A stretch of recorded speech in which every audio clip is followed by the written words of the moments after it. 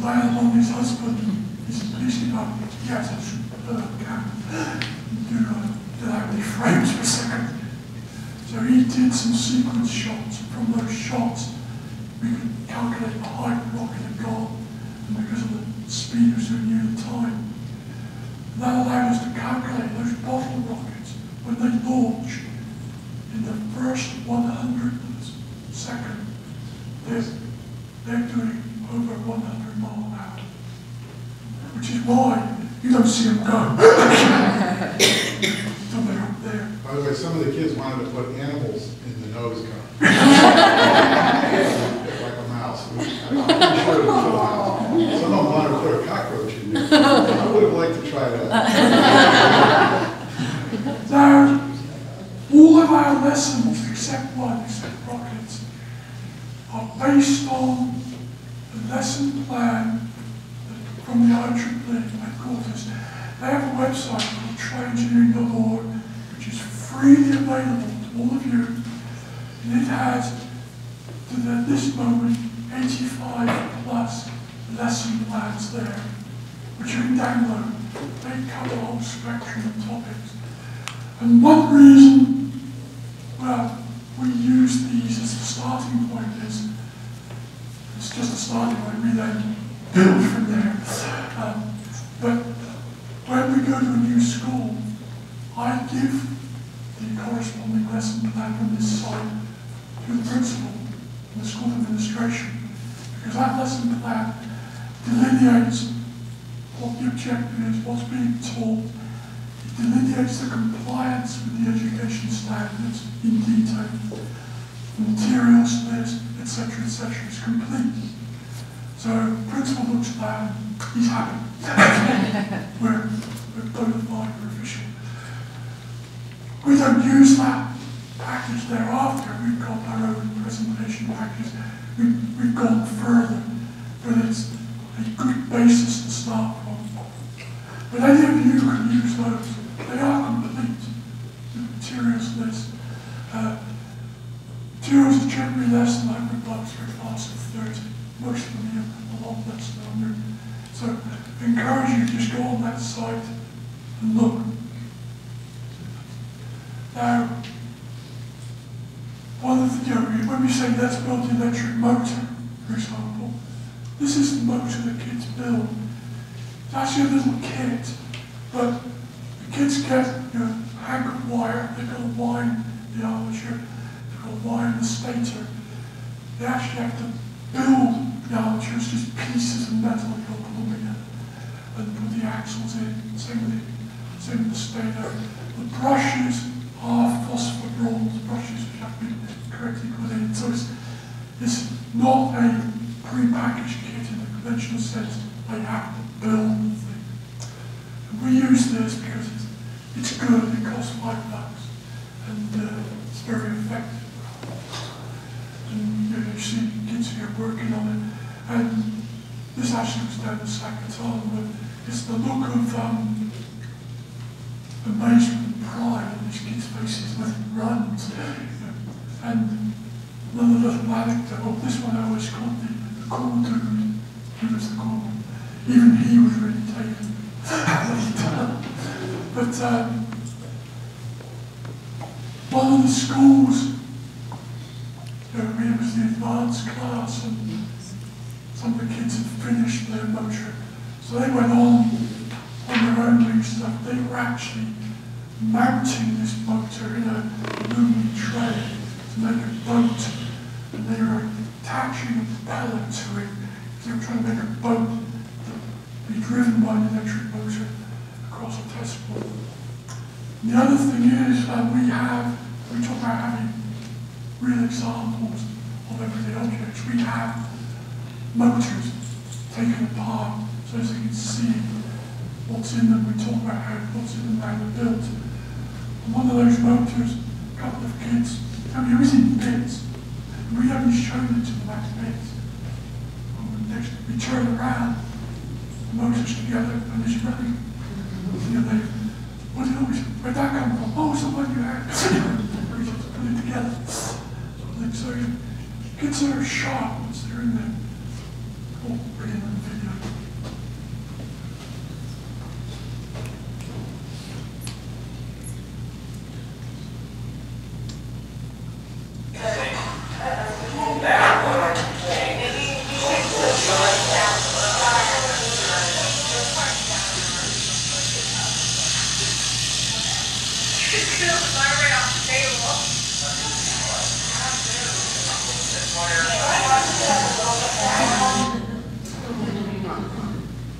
That was at James Madison in Charlotte. This is the lesson, when we're helping the kids, going around, helping them with difficulties. One thing with that particular lesson, there are detailed printed instructions. That was the other shock to us, to find kids seeming capable of reading instructions. When we started this lesson the first time, right up front we said, okay, there's an engineering adage. When all else fails, read the instructions. We're saying to you right now, read the instructions first before you start building. Waste of breath. They're written. So we go around, ask you how you doing. Oh, this doesn't work. Okay, what does it say there? Oh, all the time. It gets quite amusing sometimes. Okay, the bit about the Trinity website, it's a pre-university education portal. Anybody can go in, there's no password required or anything. Student parents, teachers, school counsellors. It covers the age range, 8 to 18, and they list the lesson plans with the appropriate ages against them. And then you can click on the plan, get the full version, and see what's in there. They all comply with the standards, and they're adding new ones all the time. This is what actually goes on the site, just following the plan. There's all sorts of other things there as well. It's quite a very useful site. And that's what the actual site looks like. As you see up here, lesson plans, finding university, asking an expert. Yeah, the students can actually ask questions on the site as well, and an expert will answer them. Teacher against Diana Body or something, this was something she said to me in an email. The number of programs here try to do what we're doing is we make the connection between theory and practical applications. So we thought that was very nice. Justified what we're doing. Different teacher in Mountain Sky.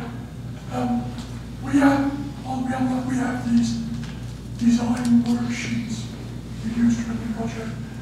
On the last page there's some questions. The last question is, how could this lesson be improved? Okay, well, this school got a number of kids said, give us more materials, or different materials. Okay, that's why you make this comment.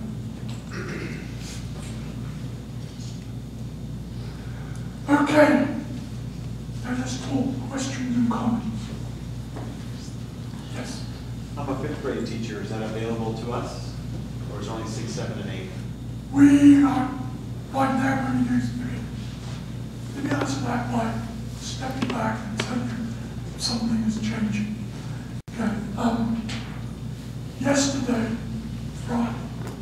Friday, we met with the Arizona Science Center. We've been talking to them for a time now, and we have agreed a cooperative venture with them, whereby we're going to set up at the Science Center a science lab. It's going to hold 60 kids. Okay, we can do 60 kids at a time. And this is where we're going to be doing our classes in the future. Okay, we're not going to be going around schools anymore for a couple of reasons. First is, we were really sprinting to get the material done in time.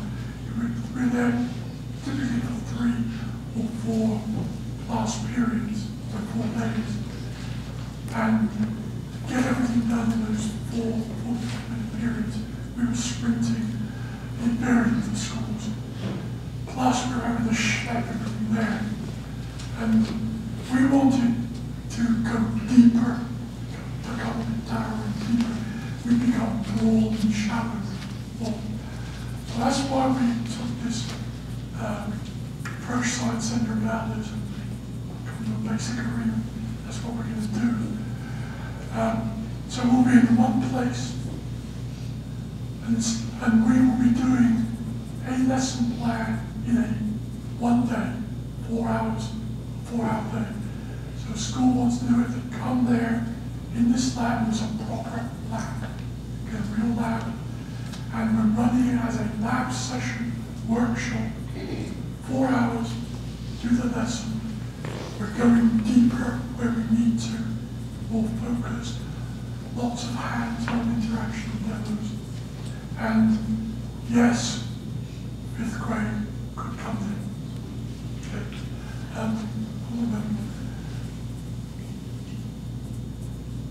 Our ultimate goal is to have 4 or 5 labs running in parallel and in the future.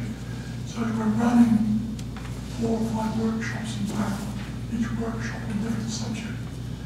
Plus we envision a time when, say, electric motors, we can split it up into 5 sequential workshops, each one being 4 hours. So each first one could be on magnetism and electromagnetism. The second one is on electromagnetism and motors. So we go deeper, much more complete. But there's a project to do. The kids keep what they build, take it home. Okay? But the school could do all the workshops and series. You could do them all in a week, or spread them over a year, or do the same set of kids as they go through the years. Sequential ones, but that's down the line. That's a goal. Don't know when we'll get there. That's what was behind this movement. Plus, the strength we get from the Science Centre. They can help us, we can help them, because this gives them a step function improvement in what they offer. John? Having them there, having the Science Centre there, gives us a step function improvement in what we can offer, so very mutually beneficial. On this topic, can I ask a quick question? One of the concerns we had, taking this from the schools to the Science Center, big help for them, big help for us, is can we get the kids to the Science Center? Now, the first 2 schools we talked to said, no problem, kids can ride city buses for nothing. We'll get them there. We deal with buses and transport all the time. Could I see a show of hands though of how many you think it would be a problem to arrange for transport of your students to the Science Center for a day for this class? Is it quite a few? Looks like about a 1/4. And what would the issue be? If you had the money, it could be done, right? Hire a bus. Right. It's just money. Just money. And the buses are very expensive now. Yes. Even the schools, the district's buses are charged us Now I heard a number of $300. Does that sound right? 175, I thought. Could be about that. But that'd be 175 per bus, so we're actually looking at 3 buses for our grade level. Right.